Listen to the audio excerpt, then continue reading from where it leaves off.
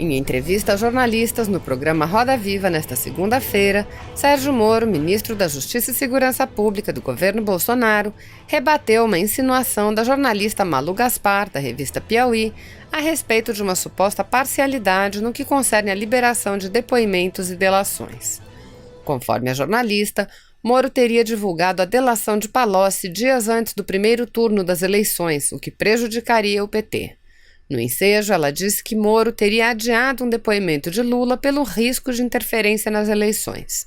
Na interpretação da jornalista, o depoimento poderia beneficiar o PT. Após a jornalista questionar se seria um caso de 2 pesos e 2 medidas, Moro retrucou: "Olha, esse episódio do depoimento do Palocci é totalmente superdimensionado. O próprio Palocci já tinha prestado depoimento há algum tempo atrás. O que ele falou nessas audiências públicas é o que está naquele depoimento por escrito. Não tinha nenhuma novidade ali." Moro acrescentou: "Nós pegamos aquele documento que correspondia a um conteúdo que já tinha vindo a público no passado, há pouco tempo atrás, e foi colocado no processo. Aí se fez toda uma exploração em cima daquele depoimento, mas já tinha sido publicizado lá atrás." A jornalista interrompeu o ministro, dizendo que o depoimento trazia informações sobre Caixa 2. O ministro retrucou: "Sim, que ele já tinha falado anteriormente. Eu tinha que usar porque, se não fizesse, a defesa poderia arguir nulidade, argumentando que eu teria ocultado um depoimento ao qual a acusação teria tido acesso." A jornalista interrompeu Moro novamente, afirmando: "Quer dizer que o senhor se preocupa com a eleição na questão do depoimento. O senhor estava preocupado na questão de Lula."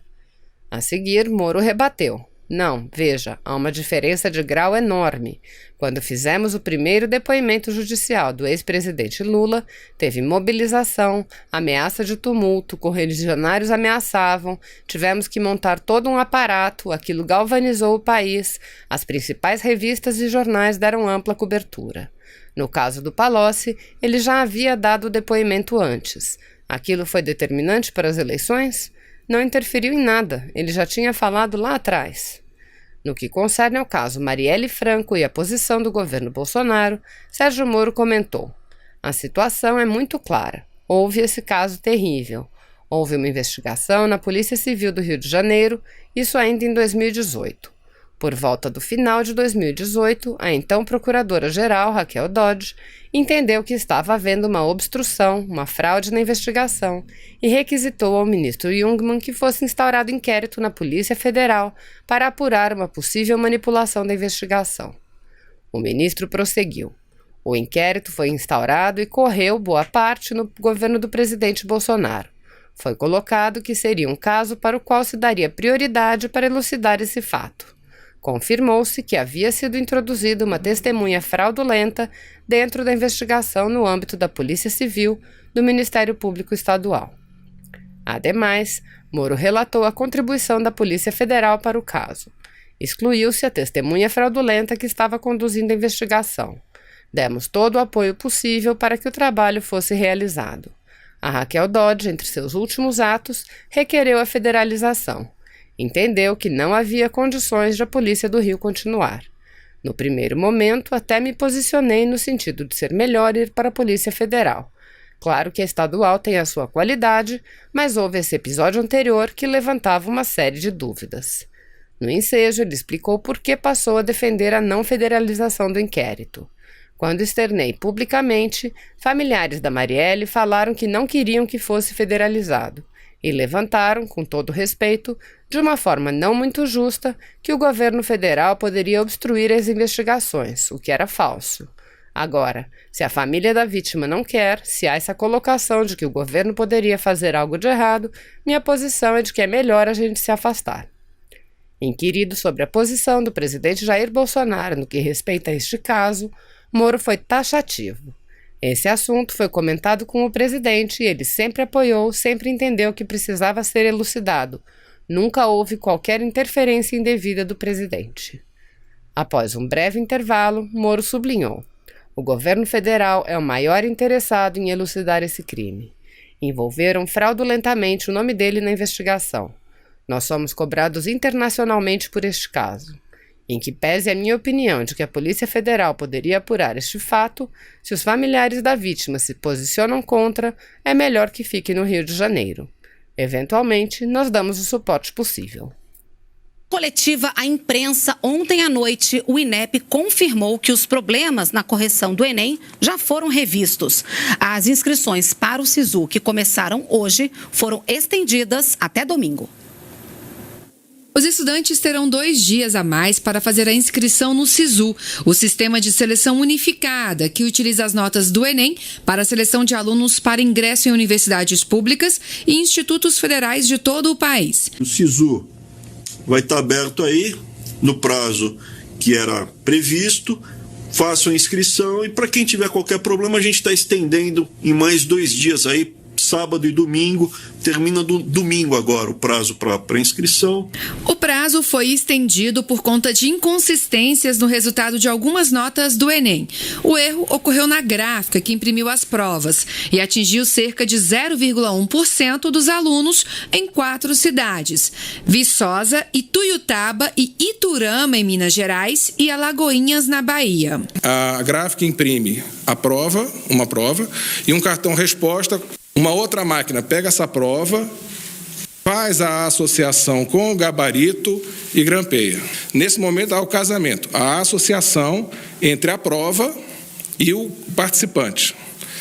Nesse processamento na gráfica foi onde ocorreram essas inconsistências. Segundo o presidente do INEP, o processo de correção do Enem será reavaliado. A expectativa é que com o Enem digital, esse tipo de problema não aconteça mais. O aluno ele preenche a prova no próprio computador e aquilo já vai pelo sistema. Então eu não vou ter esse tipo de erro de associação, não vai acontecer porque não vai ter cartão de respostas em papel. Então esse erro desaparece com a prova digital já em 2020. As notas do Enem já foram corrigidas e estão disponíveis na página do estudante. Lembrando que para fazer a inscrição no SISU, o estudante precisa ter feito a edição de 2019 do Enem e ter tirado nota acima de 0 na redação. A inscrição é feita na página do SISU na internet. Relatórios internacionais sobre economia estão reconhecendo o crescimento dos índices brasileiros depois de medidas tomadas pelo governo, como a nova Previdência e o programa de privatizações. Vamos então até o Palácio da Alvorada conversar com a repórter Luciana Colares de Holanda. Ela vai explicar tudo pra gente. Lu, bom dia. Tem reunião hoje por aí, né? Bom dia para você, Renata. Tem reunião, sim. Bom dia para você que acompanha a TV Brasil. E é por causa dessa reunião que o presidente Jair Bolsonaro passa amanhã dessa terça-feira aqui no Palácio da Alvorada. É a reunião do Conselho de Governo, a primeira que acontece em 2020. Essa reunião, ela é semanal, reúne todos os ministros e é realizada desde que o presidente Jair Bolsonaro assumiu o mandato. Nesse encontro, os ministros apresentam o que cada pasta tem feito e discutem os próximos passos.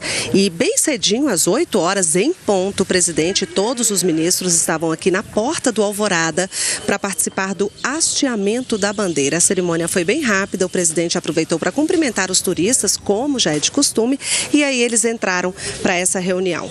E agora uma boa notícia para a economia brasileira. O FMI elevou a previsão de crescimento do Brasil para este ano de 2% para 2,2%.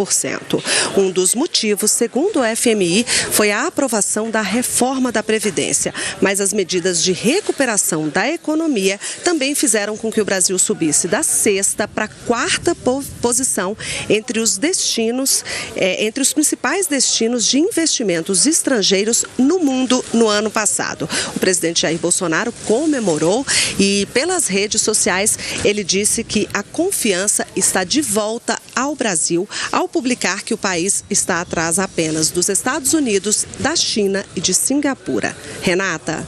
Obrigada, Luciana, pelas suas informações. E olha, a atriz Regina Duarte foi convidada pelo presidente Jair Bolsonaro para assumir a Secretaria de Cultura. Regina Duarte se encontrou com o presidente Jair Bolsonaro no Rio de Janeiro. Pelo Twitter, o presidente disse: tivemos uma excelente conversa sobre o futuro da cultura no Brasil.